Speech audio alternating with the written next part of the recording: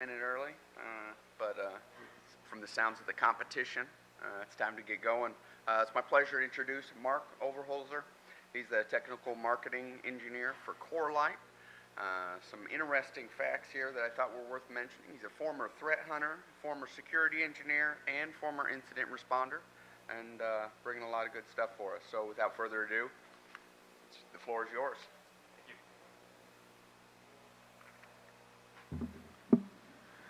Good morning, and thanks for coming to my talk here at 0 dark 30. I know it's kind of hard to get up and get out here at 9 in the morning, especially if you had a lot of fun last night, but thanks for coming out. As he said, my name is Mark Overholser. I'm from the Chicagoland area. I work for Corelight. I'm a technical marketing engineer. A little bit about me. I'm an Augustana Viking, so if you know the Quad Cities, you might know that the Vikings are Augustana College, just across the river in Rock Island. I went there. And a little history for me, I did 6 years of IT before I joined InfoSec, and that doesn't count the IT that I did at my high school or at my college, so I like to say I've been in IT for more than half my life.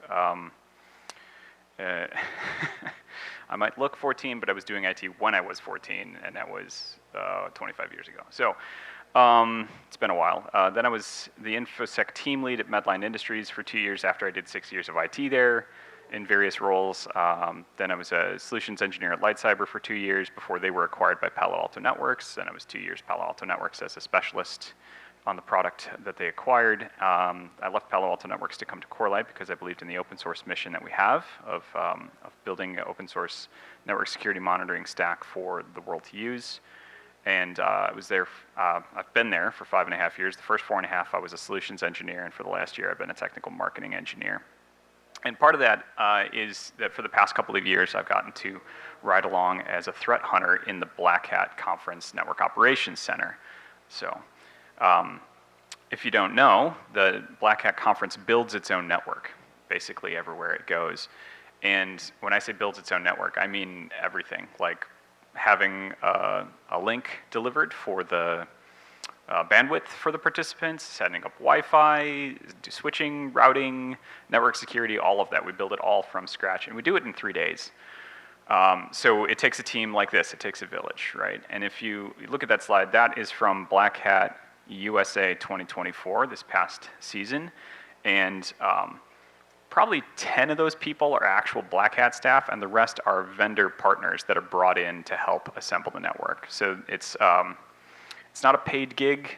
We don't pay them, they don't pay us, but the way it works is that the Black Hat Network Operations Center management, they select vendor technology partners that they think are a good fit to help them build the network, and they reach out and offer them the position to come in and then reach an agreement about what equipment we're gonna bring, how many people, all of that. And then 3-4 days before each conference begins, we all descend on the conference, stand up the network, test, validate, do all of that, and then run the network for the duration of the conference and monitor it in the process.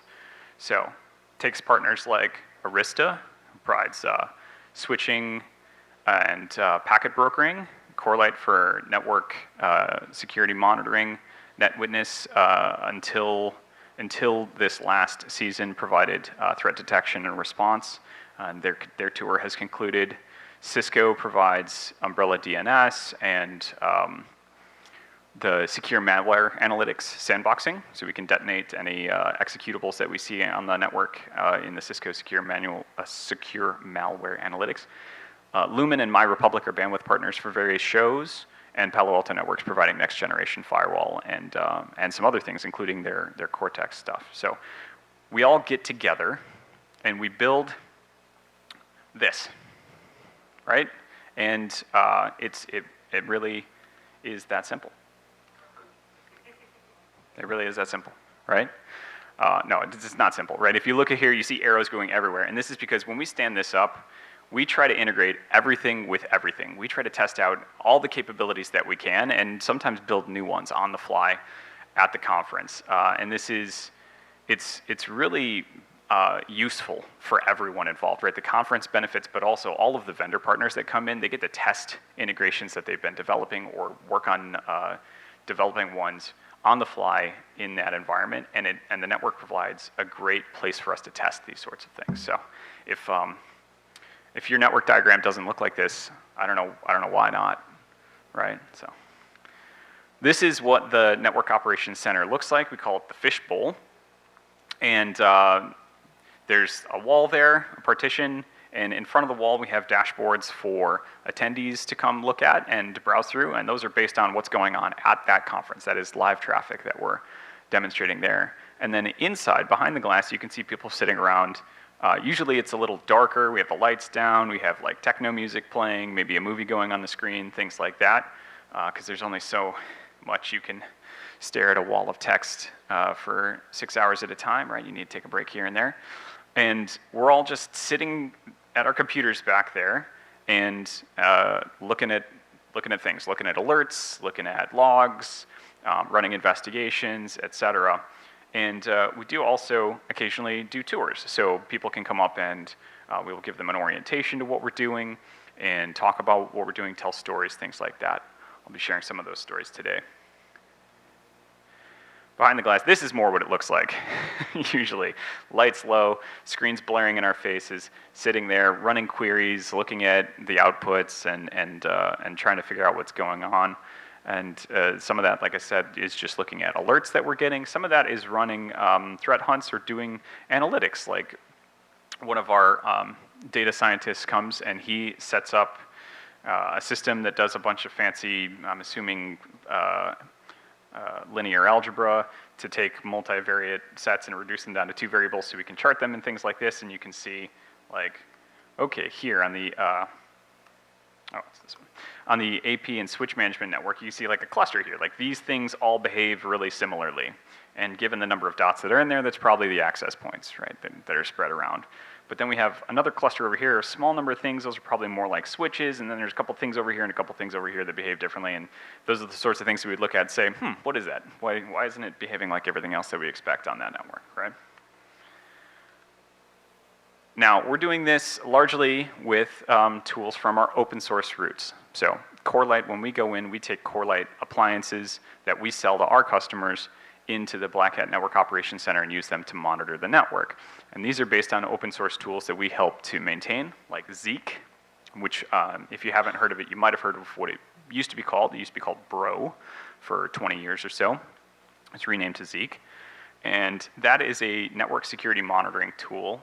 It is open source, it is free for commercial use, free for non-commercial use. You can use it for whatever you want. You can build your own tools that you sell to people out of it. It does not matter. But Zeek, what it does is if you've ever looked at packets in Wireshark and it has like dissectors and tells you this is HTTP, this is SSH, this is SSL, things like that, it does that, but it's designed to do it and then turn that stuff into text and stream it to disk, and then you can also take that and stream it to like a SIM or a log management platform or Elasticsearch, LogScale, but that doesn't matter. But the idea is that by turning it into text, we make it very searchable, right? If you've ever tried to search a week's worth of PCAPs for a live network, you're a liar because nobody has, right? That's just way too much to do in Wireshark. Wireshark wants to load every bit of every packet into memory, and that's just not feasible to do on a live network for a long duration. But if you take those packets and you stream them through something like Zeek and extract text of what's in the packets, like this was an HTTP transaction and these were the parameters, and then discard the rest. Or maybe there was a file that was transferred over that HTTP transaction. Here's the hash of that file. That's information that you can use as an incident responder. That's information that you can use for network troubleshooting. But it's much smaller than storing the PCAPs, first and foremost. It's like less than 1% the size of the actual network stream. But it's also optimized in a way that you can search it and you can look through it, and it makes it a lot easier to get into things like a SIM. And then the other side of that is Suricata, which is an open source network intrusion detection system or intrusion prevention system. If you've heard of Snort before, then you know what Suricata does, because Suricata is a fork of Snort that was forked from Snort 2 to make it multi-threaded, because people were tired of waiting for Snort to be multi-threaded. And for reference, I believe Snort 3 just came out with multi-threading support like a year and a half ago. So Suricata and Zeek are pretty much what we see as the de facto standards for doing network intrusion detection and network security monitoring and logging. And we use these tools, like I said, these tools are built into the Corelight appliances that we take into the Black Hat Network Operations Center, but they're both open source, free to use, and they're also embedded inside of some packages that might make it easier to consume. So if you want to stand this up in your lab, you can stand them up from scratch, but you could also use something like Security Onion, which includes both of these tools, or Kali Linux Purple, which I believe includes both of these tools as well. It's also bundled inside of Brim. Brim is an open source utility called ZUI or ZUI, and it is a multi-platform user interface for opening up PCAPs or opening up logs, and it makes it very easy. You can run it on Windows, Linux, Mac, and the Brim ZUI, you open it up, you can drag and drop a PCAP into it, and it will run it through both Zeek and Suricata and give you the logs, and it has a search interface, and it color codes things. It's very, very nice for getting these things out. So if you want to try these tools at home, that's a good first way to try it, versus easy way to see what the logs will look like and get used to them, get used to the field names and things like that. And then if you want to get into more in-depth running these things, Kali Purple, Security Onion, or you can stand these tools up yourself. So now I'll get into some stories of things we've seen in the Black Hat Network Operations Center, and just talk about some of these things will be interesting. Some are funny. Some are just like horrifying when you think about the implications of them. But it doesn't matter. But we're all here to learn something. The first one, this is from Black Hat US 24. I call it Amazon Shrugged. So sometimes, like I said, we're going through and looking at alerts, like, oh, we got an alert for this. Looks like it might be a malware infection. Let's see if we can substantiate that, do an incident response, figure out whose machine it is, and contact them. Or maybe it's a lab exercise or something like that, right? And we try and figure that out based on the context. Sometimes, though, you just have to go and do an unstructured hunt. And this came out of an unstructured hunt, which was, let's go look at all the HTTP server headers and just see if we can find anything in them. Just see, like, if we can figure out maybe how certain servers behave with regard to their headers, and figure out identifying characteristics, and maybe my ultimate goal was to see if I can find anything masquerading as a server that it was not, where I could prove that it was not what it said it was, and that might be a way to detect something interesting. But in the process of sifting through pages and pages and pages and pages and pages of server headers, I found this. That caught my eye. It is the shrugging emoticon, right? The multi-character shruggy guy. And I wouldn't put it past somebody to put that as the header for their HTTP server. But what I really found interesting was this was the HTTP server header for the Amazon Trust OCSP servers. If you don't know what Amazon Trust is, it is Amazon Web Services Certificate Authority. So their official certificate authority for Amazon Web Services, if you query one of their OCSP servers, their online certificate status protocol servers, to ask, hey, this certificate that you issued, is it still good?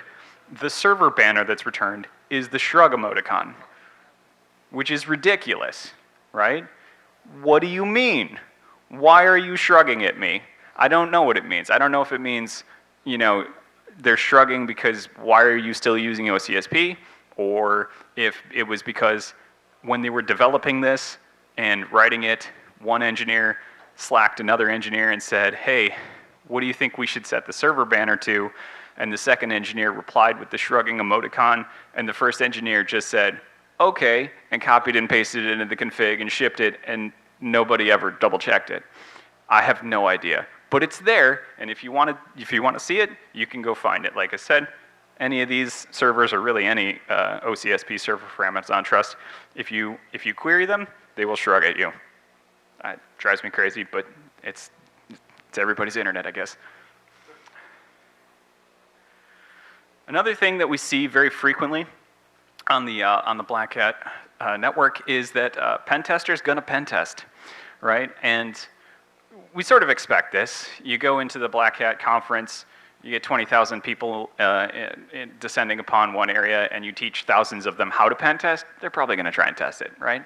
So we're not surprised when we see it, but we're still sometimes surprised when we see it. One of the things we have to look for is make sure they're not trying to pen test each other, right? Which is why we do things like network segmentation and host isolation and things like that.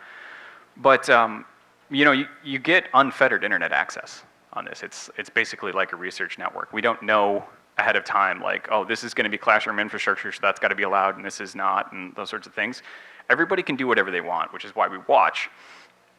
And then we see things like, oh, okay, somebody's trying to attempt an SQL injection against such and such a host. But this host, if you look, it's zerohash.com. Now that is not a classroom resource. That is an actual commercial website. I believe it's cryptocurrency related. And this person was pen testing it. And in these circumstances, when we see something like this, or when we see something like this, which is this is a classroom. This is a common analysis that we end up doing, which is, oh, we see so-and-so inside a classroom is running some attacks against infrastructure. Then we have to go look at everybody else in that classroom and see, are they also attacking that infrastructure? Because that's a clue to us that maybe that's classroom infrastructure. But if everybody's attacking this thing with these alerts, and this other guy or person is attacking something else with a whole different set of alerts, we can pretty reasonably conclude they are not doing the coursework, right? And the problem with that is that we don't know whether these people have authorization to do this to these targets. And actually, what we often see is that if we look at the VPN traffic from those IP addresses just prior, we will see that there was a connection, like there was an open VPN connection or a WireGuard connection or something to somewhere, and there were not alerts, and then suddenly that VPN connection terminates, and now all of a sudden there's a whole bunch of alerts for this. So what that means to us is these people were pen testing through a VPN semi-responsibly, right? They were routing their traffic somewhere else, but then their VPN dropped and they didn't realize it. So in these circumstances, what we typically do is we'd go talk to show management and we say, hey, this person's pen testing a financial institution. Again, they're in this such and such classroom. Can you go make an announcement? And they say, sure. And they walk down to the classroom and they say, hey, quick announcement, guys, everybody. If you're running a pen test, please stop, because you're not pen testing infrastructure for this classroom, so please do it on your own network, on your own time, that sort of thing. And usually then the alerts stop. But we did have one time where they went down to a classroom and said that, and said, hey, if you're running a pen test, please stop. And one of the people said, yeah, that's me, I'm running a pen test. He's like, okay, please stop. He said, no, it's cool, I'm running a pen test. He's like, no, please stop. We don't know that you're allowed to pen test that destination, so please take it to your own network and do it at home. So we see that just about every show. People trying to pen test stuff that we don't know they're allowed to.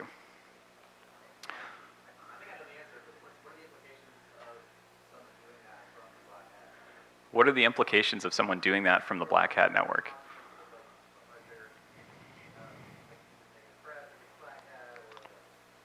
Yeah, that's what we're worried about, is just liability, right? Like that, if somebody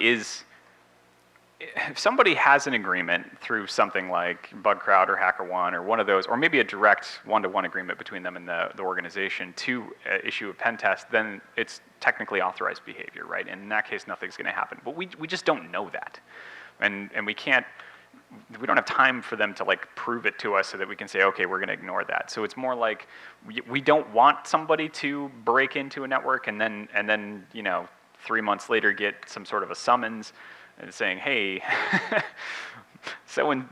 somebody from your IP did this. Please give us all the logs and help us figure out who it was and all that sort of thing. So yeah, that's what we're trying to avoid.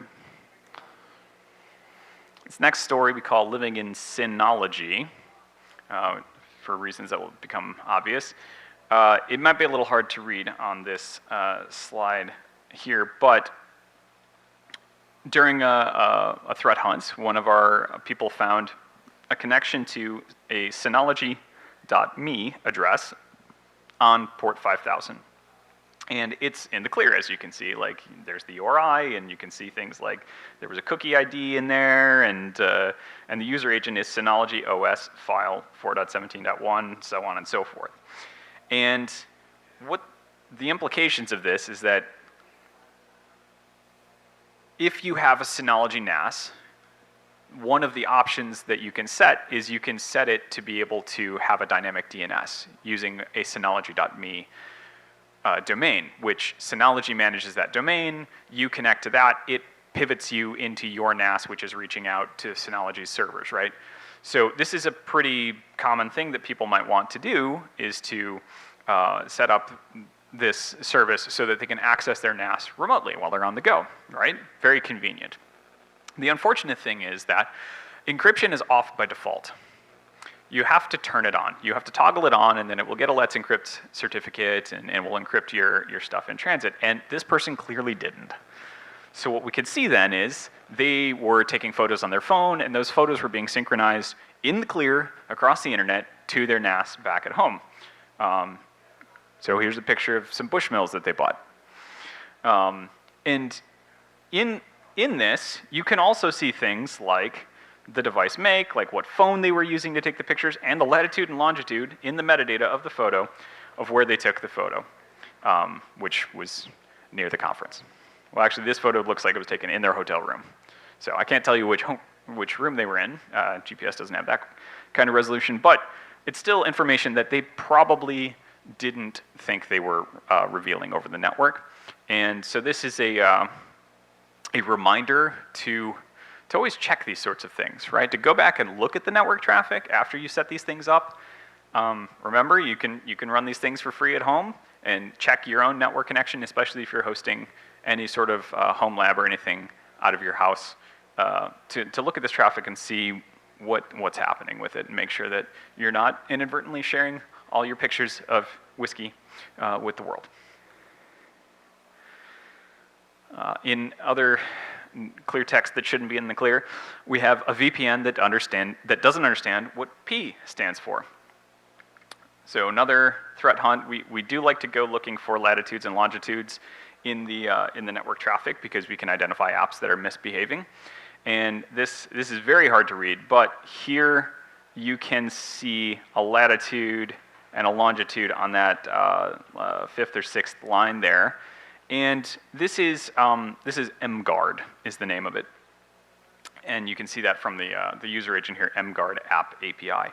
And my understanding is that this is a VPN remote access utility and it's aimed at the industrial control and operational technology market. And yeah, while you connect, and once you connect, what you do through the connection is encrypted and obfuscated, not plainly visible to everyone on the network. During your connection, your location information is not. They just reveal that in the clear for no good reason. This happened in Singapore at Black Hat Asia, and so there you can see we grabbed the lat and longitude and we plotted on the map for a sanity check, and there it is right in the middle of Marina Bay Sands, which is where the conference is held. So more clear text that shouldn't be in the clear. This next one is, we call it DOE. If you've, think of Homer Simpson slapping his forehead, DOE. DOH, right, DNS over HTTPS. We happen to see some DNS over HTTPS, except there was no S involved, right? So we happen to notice this in the traffic, connections to alicdn.com and YUNXINDNS.com, and each of these is a DOH structured URI, but you expect that to be tunneled inside of an HTTPS or TLS connection. So it looks like DOH, but DOH is supposed to be over HTTPS. So we then went and ran a sanity check, connected to one of these domains ourselves, and issued a DOH query, and sure enough, we got results back. So again, some developer thought they did it right and missed a step. And I think in this case, these domains, if you connect to them over HTTPS, if you connect over 443 using TLS, you will get the DOH over HTTPS, but they just forgot to turn off HTTP on their server in the end, which is it's a bummer for those people, but oh well. This next one is a little more interesting. So it came from behind the podium. What we often see, I'll do a little prelude to this one. What we often see in the Black Hat network are compromised devices, and usually it's people who don't realize they're compromised. Like the device was compromised somewhere else, and then they came to the conference and they plugged it in, and we happen to notice that they're compromised based on they're connecting to known command and control domain or a suspicious pattern of behavior, whatever it happens to be. And in those circumstances, we do the same thing that we do every time, which is we try to figure out if we can identify who it is, which we can sometimes do by looking at things like host names. You would not believe the number of MacBooks that people just leave their default name. Like when you set up an Apple laptop, or probably really any device, you put in your name, right? And so my name's Mark, and I stand up my laptop and I log in for the first time and I put in my name is Mark, and it says, okay, cool. And in the background, it names the laptop Mark's MacBook Pro. And so across the network, it's broadcasting my first name. Now, that's not really that big a deal, but for instance, if you have a fairly unique name, I can figure out who you are, especially if I go ask the registration people. I say, hey, is there anybody named Fahugwagods on this network, right? And they go, oh yeah, there's exactly one. Then I know it's probably you. So we try to identify people to the best of our ability. If we can't, we identify rough area where you are and we send somebody to go make an announcement. So we definitely have had that. Another thing we can look at is there's a lot of times where we see like Kerberos, like an organization will have their domain controllers on the internet so that remote workers with laptops can still authenticate to the domain from anywhere, and they will. They will authenticate to their domain from the Black Hat network, and we can see usernames and things like that in that traffic, and that can help us identify people. Mutual TLS authentication, if you connect to a server, we're pretty much probably all familiar with, if you connect to a server over HTTPS, the server authenticates itself to you. It presents a certificate, it's signed by a certificate authority. If you trust that certificate authority, then you can follow the chain of trust down to trust the certificate itself. But you can also do mutual TLS, which is the server authenticates itself to you and you authenticate yourself to the server. And in those circumstances, usually the identifier in the certificate is an email address. And an email address, it usually identifies who you are, right? It's based on a name a lot of the time, and it also identifies the organization that issued it typically as well. So we use things like that to try and figure out who this might be so that we can get in contact with them. And if we can't, again, we just say, okay, they're in this classroom or this physical room, and we send somebody down. So we've had situations like that where we saw somebody who we believe was associated with a government entity in somewhere in Asia, I'll be that specific, and we sent somebody to their training room to say, hey, if your host name is this, and your MAC address is this, and your IP address is this, then we believe your machine is infected and probably was infected before you came here. If you have any questions, please come see us in NOC. We're more than happy to share any details we have, to answer any questions that we can answer for you, to help you get this information to your IT department so that they can take care of this problem for you. And we generally don't hear from these people, right? But what we see is that that machine just goes off the network very quietly and doesn't come back, right? People just take their laptop and they close it and they put it in their bag and they pretend nothing has happened and we don't hear from them, and then hopefully we don't see it at the next year's conference. This is a similar story, slightly different. So sometimes you get presented with a wall of alerts, and if you look at these alerts in the entity column here, you can see that's all the same IP address, but the signature names are slightly different. So we have ET malware, trader, observed DNS query to UNC 3890 domain. Lots of different domains here, right? rnfacebook.com. Trader, Mailbox ransomware, trader, and a whole bunch more trader. So this is one machine that suddenly started spewing all these alerts for this. And if you're not familiar with trader or UNC 3890, you might be surprised to find out that this is actually an APT related thing. So we saw this laptop suddenly start spewing all these alerts, and then we looked around and we saw that this was a North Korean state-sponsored APT activity, and we said, okay, we should really figure out who that is. We really, really should figure out who this is. So we went back and did the usual things that we do, like check to see if that machine had been active on the network prior to those alerts. That's the number one thing that we want to understand is, did this machine come here infected or did it get infected here? Because that affects how we communicate this to people and also potentially what we do about it. And it was, we'd never seen the laptop, and then all of a sudden they started with the alerts, right? So it was right when they connected, it immediately started doing this. This was a pre-existing condition. Then the next thing we do is we go and we look at DHCP, look at DNS, look at NTLM, look at Kerberos, look at the certificates, and try and figure out if we can find any identifying information in there. Now, lucky for us, this person had a MacBook, and their first name was fairly unique. And it was so unique, in fact, that when we Googled it, the result that we got was the Black Hat conference speakers page. This person was a conference speaker. And when we looked at the time that their laptop came online, it roughly coincided with about 5 minutes before their speaking slot. So they came to the conference and didn't take their laptop out, you know, hobnobbing, talking to people, walking around, just having a good time, maybe watching some of the other speakers, visiting the vendor floor, anything you could do at the conference, right? And then it was time for them to speak, and they came and they got their laptop out, and they put it on the podium, and they turned it on, connected to the network, and did their presentation. And while they did their presentation, we were getting these alerts.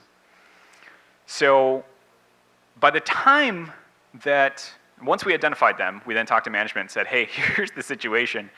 And by the way, they're still speaking. And management said, okay, cool. We're gonna send somebody down there. So by the time they were done with their speaking slot, we had somebody waiting stage side. And you know, they finish their talk, and then people come up and ask questions. And they're just waiting there like, hey, how's it going? I have something I'd like to talk to you about. We should probably go somewhere a little more private.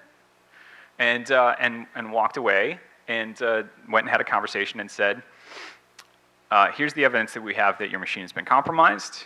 We believe that it's North Korean threat actor based on the evidence here. You should really have that checked out. And what they said was, but we have an EDR installed. How is this possible? So the lesson there is, EDR does not solve everything. It's great. You should definitely have it.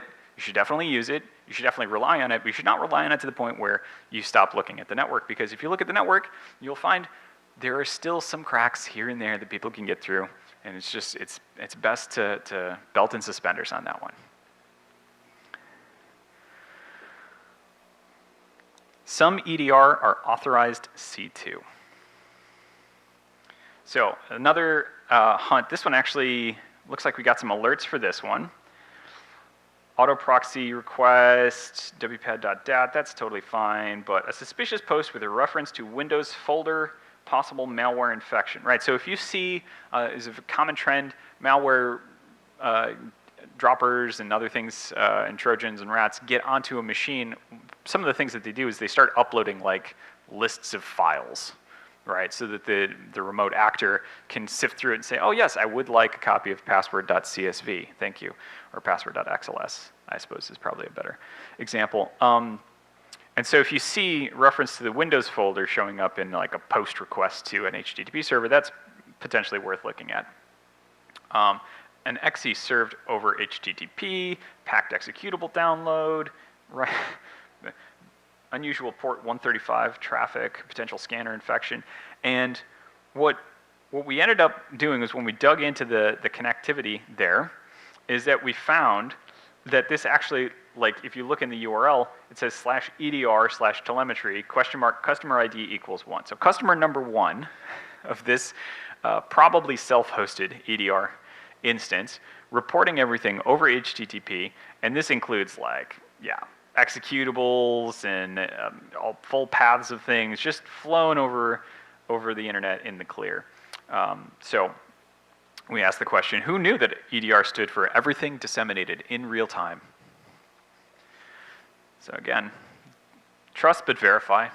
You know, if trust your EDR is doing something, but also verify. Go look, see whether or not it's doing something you might not want it to do.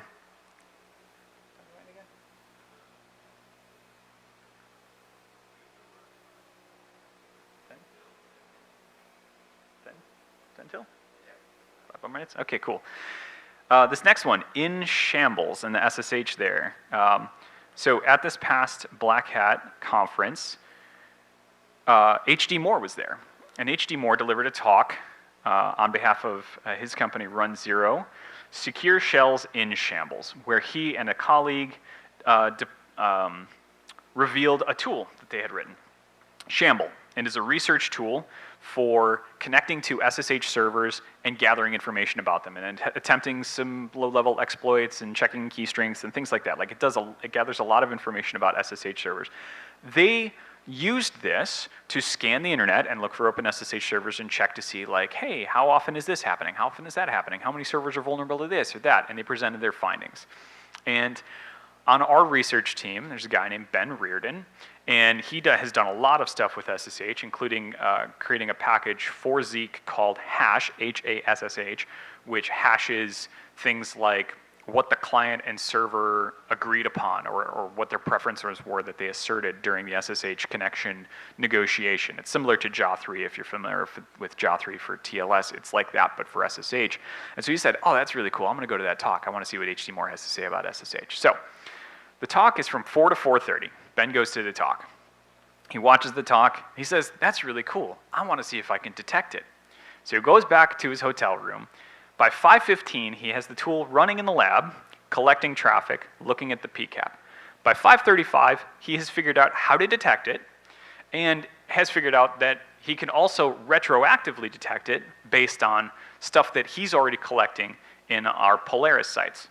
So Polaris sites are Corelight customers that allow us to, in addition to their production implementation that they put in, they allow us to give them other hardware that we slot next to it, that we feed the same traffic to, for our research team to come and test new detections and to go a threat hunt through their network traffic and look for things, right? We like having customers with real live actual traffic, because there's no substitute for that, for when you want to test something and make sure it's not going to false positive, and when you want to go look for interesting things. So he figures out, oh, I can go, with the way that I'm detecting it, we're already logging everything we need to detect it, so I can go search the history across these Polaris sites and see if we see it anywhere. So by 5:50, again, the talk was until 4:30. So an hour and 20 minutes later, he's already in our Polaris sites searching for hits, and in fact has found, by 5:50, a single IP that has scanned multiple Corelight Polaris sites that he has detected, he believes is this tool, and has no other hits. So 0 false positive rate. It's not something that anybody else does that triggers this. By pure coincidence, Run Zero and H.D. Moore are hosting a room party on the same floor. So he walks down the hall, goes into the party, introduces himself, says, hey, H.D. Moore, I really loved your talk. I went to it. I thought it was pretty cool. Then I went back and I figured out how to detect your tool. This is how I did it. And I found this IP in our logs. Is this you? And H.D. Moore says, yeah, that's us. At which point, he drops the mic, finishes his beer, says, thank you so much. Have a nice day. And then H.D. Moore came by the Network Operations Center the next day, and we had a long talk with him. It's pretty cool. He was not mad at all, by the way. He was like, he knows you can get caught doing this stuff, and he doesn't mind. But it was just fun for Ben to figure it out in roughly 2 hours, how to detect it and to have that. Final tale here from the Black Hat NOC, another warning, but this one is about us as well. So we have multicast DNS misadventures. So you remember I said we did network host isolation and all of that? Well, again, trust but verify, right? We believe we had everything set up the way we should, and if we had everything set up the way we should, those lines should roughly run straight across. Source network, destination network, be the same. But instead, we see lines fanning out all over the place. And we looked at that and we said, that is not at all what we expect to see, right? Now, thankfully, we did look. We set it up, we said, this is how it's supposed to work, and then we looked at how is it actually working, and this is what we saw, and we went, oh my God, that is not how it's supposed to go. Because what happens here is some network devices helpfully will take multicast DNS, which is, like things that are involved in Bonjour, like, hey, do you have this service for me? Do you have that service for me? And they will take those and they will replicate them across networks. Right? And what we figured out was we didn't want that, of course, but especially because if you're using Responder, for example, you can receive those and then say, yes, I'm the thing you're looking for. I'm everything you're looking for. Please come to me for everything that you want. So once we saw this, we immediately engaged with the switching and routing and wireless access point teams and figured out, after a little bit of incident response, that the wireless access points were replicating the MDNS where they shouldn't be. Now, thankfully, if people were asking for something in one classroom and somebody in another classroom was running Responder, they still had to go through the firewall to get there. And the firewall was blocking all of those connections. So we verified that that at least was a sane control that was working for us. But once we saw this, again, we worked with all those teams. We had it all figured out and cleaned up and took care of it. But it's another chance for me to implore you to trust but verify. You never know. There's the config is what should be. The configuration that you put in your switch and your router and your whatever is what should be or what you think should be. But what happens on the network is what is. And that will inform you of what is actually happening so that you can understand, did I misconfigure it? Did I configure it in a way like I thought I configured it for A, but it's actually configured for B because I just didn't understand because I made a mistake? Or did I configure it for A and it is configured for A, but like some developer somewhere made a mistake and there's actually a bug in the software that's allowing something that shouldn't be? Humans make mistakes, so always look to make sure that things are the way you expect them to be. And you can use free tools like Zeek and Suricata to do that, and I hope that you will. So, thanks for coming to my talk. Tales from the Black Hat NOC.